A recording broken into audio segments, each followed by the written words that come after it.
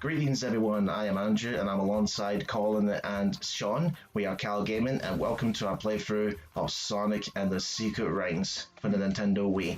But first off, I'd like to apologise if the audio quality sounds a bit low. I'd just like to say this is because we've got a death in the team, I'm afraid, and that is the Blue Snowball, which has provided our audio quality since RE5, like almost 2-3 years ago. So a moment of silence for the Blue Snowball follows. I will remember you. So, and what's this? What? No Steven? Yes, that's Steven's unfortunately taking the L at this point. That or he's going to church with Luigi as his crucifix. So we brought back one of the original members of the team to take his place for the time being, folks. That's Colin. Yeah, I was told I was getting paid for this. So, see, Sonic Was it exposure you were offered by any chance? Nah, or was it a large imperial bribe? Anyway, Sonic and the Secret Rings. Let's talk about this. Sonic's first adventure onto the Nintendo Wii back in 2007. And thus this was the start of the so-called storybook series. Which only lasted 2 games and then that was it. Yeah. Because Sega at that time was like, if this doesn't sell over above Metacritic scores, we're not making any more of them. So what the end of the story is that this magical wizard or genie of the ring named Shara has came out of the book to warn Sonic that the evil Erazor Jinn is threatening the book of the Arabian Nights and is on the purpose of leaving that book into his world. Yeah. So just a normal Tuesday for Sonic then. Well, I don't think they've established where he's sleeping here. It could just be Tails' house for all we know. So Sonic's a moocher. Pretty much, he's a hobo. I bet he doesn't pay Tails rent.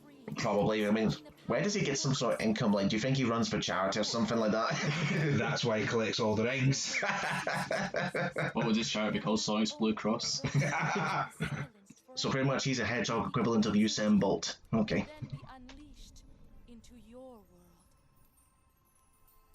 If you really think about it, Erazor Jinn is just the evil version of the genie from Aladdin.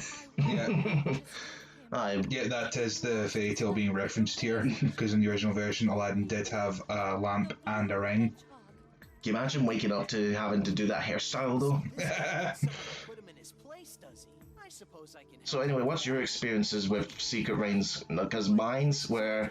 Back then I thought this game was okay, but as I get older and the fact that its motion controls, Yeah. I think it's bad. Yeah.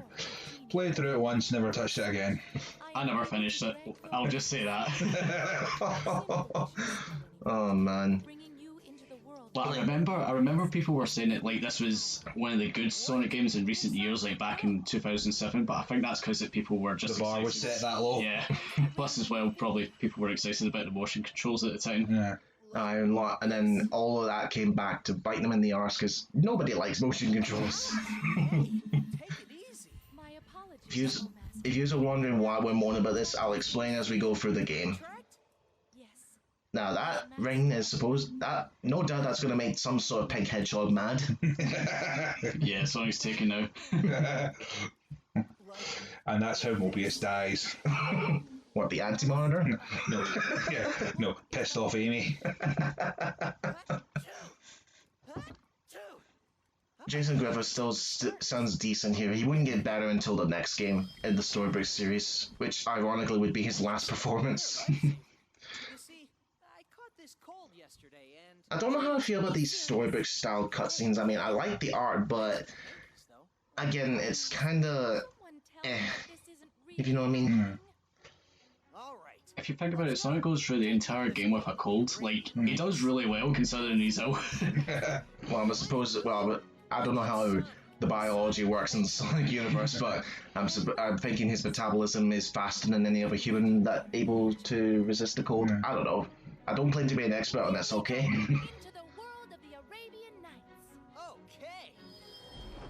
So wait, so you're just gonna jump into a magical book, you're gonna shrink down into a piece of paper and you're just like, oh, that's fine. Imagine this, right? Imagine, like, if it really was taking place in Tails' house and Sonic was in the book, What if like Tails like just suddenly threw the book into the fire, then Sonic's fucked?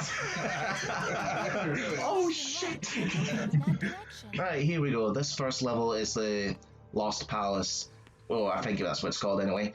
But this is basically your tutorial learn, folks. Now, as you can see here, the Sonic automatically moves for you. You only move Sonic left and right with the Wii Remote by holding it on its side and tilting it. Motion controls. Good luck with that. Now that's just one of many tutorials the game forces you to deal with. Now the way I'm going to go about this playthrough is, the way they want you to do this is by upgrading skills for these rings that you have, and giving you skills like a better homing attack, a better slide, and better control. Better controls. That's an upgrade. Yeah. And that should tell you all you need to know. Now my correction, I was lost Prologue. But anyway, this is the way I'm going to go about this playthrough, folks, because I can't be bothered with redoing the whole skill center because Sonic moves so goddamn slow at the very beginning. Like, the only way to make the game somewhat playable is by instinct and multiple playthroughs to build up your skills. So what I'm going to do is, for the tutorial levels, I'm going to show off what it's like as a brand new game when you start it off. And then when we get to Sand Oasis, I'm going to be using my complete save file, and I'm going to do all the mandatory missions in the order that they should have been, because the way the game is structured is that they did say don't get these world rings, but you can go into the next level by picking up that world ring, and then when you get to the very end, you have to go backtrack in order to find the rings. Yeah. Because I'm sure when I played it, like I found one of the world rings like out of order, and I was like really confused. It's because it's all mission based. Stupid missions. It's like That's good game design. It's like you beat the normal stage first, and then you have to do these minuscule missions just to get to the world ring or even the boss of that world. Not every single boss is in the world map and all. There's only like 5 bosses in total in the game. But anyway, to jump is the 2 button, and then you throw the Wii Remote forward to do the jump dash. Yes, I remember. Trust me, you want to have the wrist strap on. Right. I'll tell you something, see when I first played this game back like 10 years ago, I was a complete idiot. Like, when you're controlling Sonic, I thought you had to tilt the Wii Remote forward while doing, like, tilting it left and right, so I was like a complete idiot. Not knowing that Sonic does it by himself. Well, the game doesn't tell you that. Unless you have the instruction manual, which I don't. Yeah, this is your experience bar, folks. Nothing matters except skill points. Yeah, because a level up system is really what Sonic needs. I know, when did this become an RPG? It's Sega trying to branch out multiple gameplay styles. At this point, they didn't have a Clue? A clue or an axe where they wanted to go. See, this was like Sega's very experimental phase. Like, they just wanted to do like anything with Sonic at this point. And here's your homing attack, folks. Because basically you do the same motion as the jump dash, but only when the target monocle appears. Now here's a little bit of fun fact actually in development history that is interesting. This game originally started development as a Wii port of Sonic 06. Could you imagine Sonic 06 with motion controls? Oh god, kill it with fire. But then after a while through development, they wanted to make its own game. I think it went through multiple names. At one point, this was going to be called Sonic Wildfire. Yeah, I remember that. Okay. The very first teaser was Sonic in a black room, flicking the Wii Remote up and down and all that. And then shows his ring, and then it bursts into flames, Sonic Wildfire. And then that was changed to Secret Rings to go with the whole storybook theme. Paragraph 5, because this isn't a book. Get it? Theming! Kill me now. Here we go. This one, in order to make Sonic stop, you have to hold down the 1 button. Because remember I said, Sonic automatically moves for you.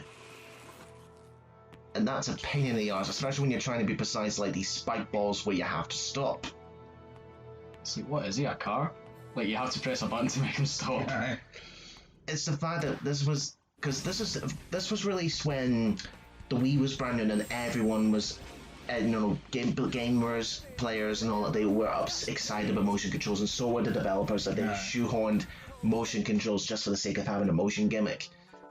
and then they said, oh, we don't have the option to give you the nunchuck, to give you full analog control.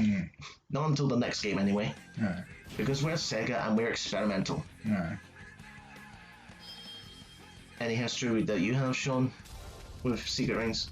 Yeah, so I just played through it the one time and forgot it existed. I bet like people probably forgot it existed until Sonic like referenced it in Generations. Secret Rings is now canon! Anyway, that particular tutorial, folks, to go backwards, you have to tilt the Wii remotes backwards to yourself in order to make Sonic stop. But there's been times where I'm holding it back and then he stutters forward and then it goes back again. It's like, what the fuck, Sonic? Come on! In fact, I'll go and say this right now. You know, everyone says Sonic 06 is the low point in the series up, and also Rise of Lyric. I can only say for Sonic 06 because I've not experienced Rise of Lyric. Screw you, Colin. But it's not something to be proud of, like for me anyway. But I would say played that. Yeah. He's played and beaten it. But anyway, I would say this in terms of controls. Because of the controls of the motion gimmicks and all that, I'd say this is worse than Sonic 06. Yeah, I said it. Oh, like Sonic 06 controls are bad, but you can get used to them like a traditional adventure game. Here, you don't know what the fuck you're doing. So Sonic 06, it's trying to be traditional Sonic and just failing spectacular. This thinks it's clever. We're trying the motion controls, aren't we? Intelligent. Aye, and then this is like what, over 10 years now this game's been out and it's not aged a bit. It's like, what? This will be coming up for 13 years since this game came out, wasn't it? Yeah, indeed. Now, the grinding mechanic. You remember the 2 button that was supposed to be the jump? That is now the grind button. And to switch rails, you have to flick the Wii remote left and right, and I mean actual flick, with your wrists and all that. So to jump from rail to rail, you don't use the button, otherwise used to jump. The only way to jump off the rails is to hold down the 2 button, but that's only a straight jumps to jump over things. But if you want to switch rail to rail, flick, flick, flick. Because this game wants to use motion controls. Need I need to emphasize that anymore? But once you get to your first level bar, folks, that's you. That's the last prologue tutorials done. There are many, many, many, many, many more. But why would you go back and do them? Trying to make the world disappear again? You mean the Erazor Jin? Yeah, that's right. No, I mean Qui-Gon Jinn. No, I mean that pink guy with a similar hairstyle in Dragon Ball Z. I don't know what the character's name is. And yes, he's got a razor, like a shaven razor as a sword. It's supposed to illustrate like a book and all that, but it's like a razor. Sonic, That's probably what he does to get that style beard and all that. striking the words of our world from the pages. You must be that blue rat that just got added to the story. Don't you know anything? I'm not a rat. I'm a hedgehog. I am Erazor Jin.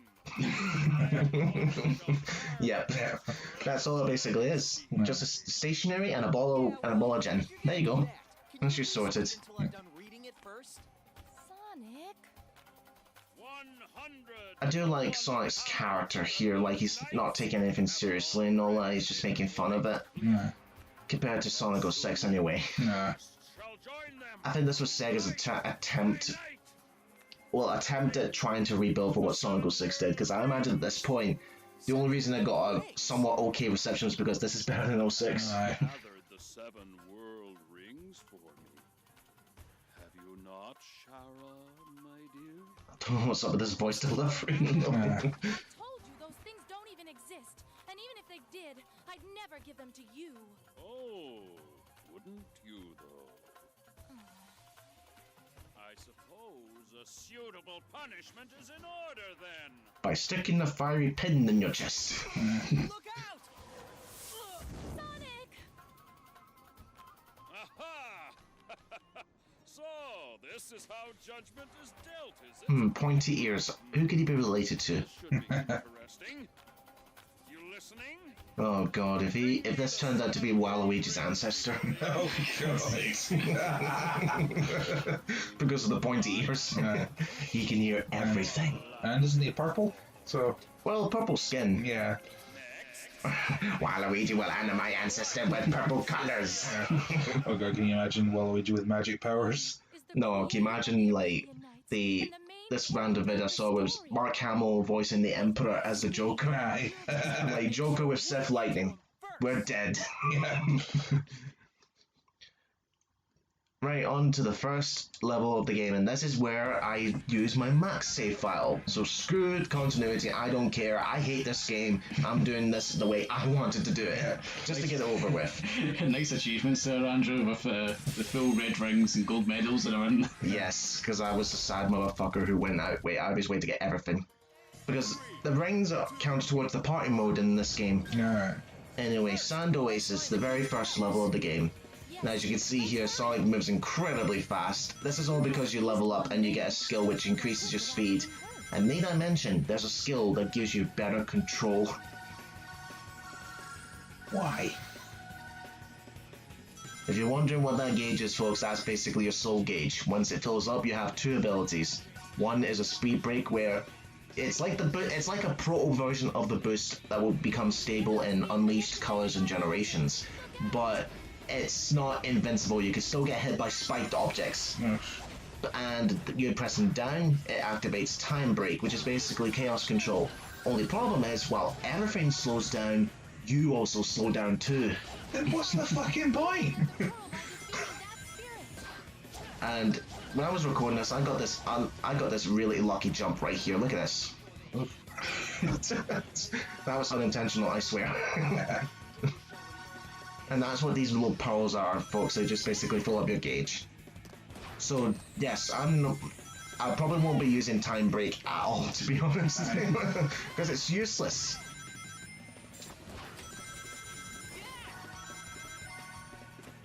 Come on, lads, I don't have to carry the commentary for you.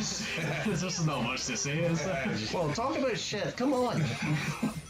Colin, I know you've not been here for almost a year, but come on. I'm a bit rusty. Well, I think that was know the what last you're time talking we about. out of practice. Talk about anything that you think is shit here. Anything.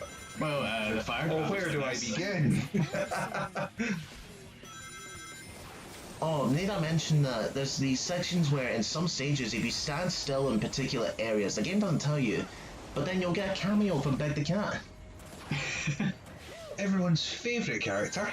Like in this particular one, this stage is one of them, for example. The very beginning when the pillars start to fall down. After they fall down, if you stand there, the camera zooms into the ocean that's off screen, and then there's Beg giving you a wave. God's sake. And that counts towards as a secret image in your gallery menu, where it's like a journal where Beg the Cat somehow ended in this world and he's going for a diary. How the hell did he end up here?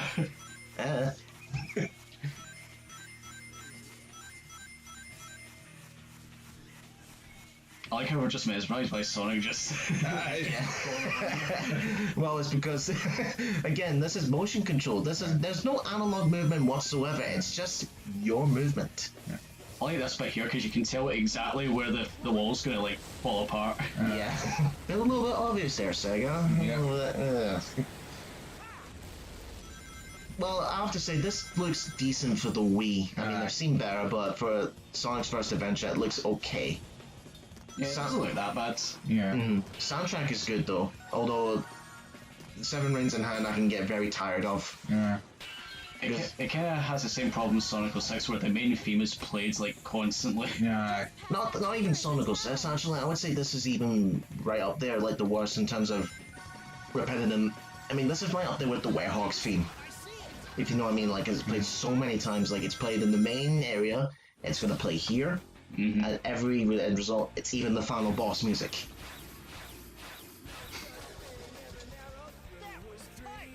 So by the time you've played this multiple times, you get the lyrics memorized in your head, and it's like, no force fiend has fate for those who shut the fuck up. Where's the remote with the mute button? Are we too late? Ah, here he is, the good old What's Dr. doctor. Eggman doing here? Aha! I knew it! This is all another one of your schemes. So you've met the bad guy already. Meaning of this, I am sure I like how this is supposed to be like it's the Arabian Nights, but like Eggman still has like a sort of like fancy high-tech glasses on. Well, to make it obvious for the kids. Of course, they wouldn't like reveal Eggman's eyes, would they? Oh, they already did in Sonic 06. But yeah, what happened is that basically these are characters within the Arabian Nights. They've taken the appearances of Sonic's friends. Yeah, and has it explained why? everyone turned and ran. I guess they Sega wants to treat this as an alternate reality version of Eggman. Oh, God. Suddenly, random dinosaur. We have to actually say the doctor what? Well, guess it's time for a little action. Oh, time for no, it's time So for your heart's on fire there? Yeah, he's on a life sentence at this point. Yeah. He's got a bit of heartburn. Yeah, absolutely. Me too. You know what? I had to get a pun in there. Right, from this point on, I'm going to be doing the mandatory missions that are required to go through the story. But I'm gonna have to say this, folks. Well, if we used to, have you ever used any of the skill rings B, C, and D? No. Do not mention Everyone doesn't. It's like everyone just uses set A and that's it. Now this is a die-hard challenge. Basically, don't die. So is that not kind of the point of the game in general? I'm sorry, I can't help tell what the guy's saying in the lyrics is like, souls have a maceration? What? Oh, I thought you almost died there. I've got reins, don't worry about it. Mate, life insurance, remember? And getting the gold medals are tied to your time as well as your score.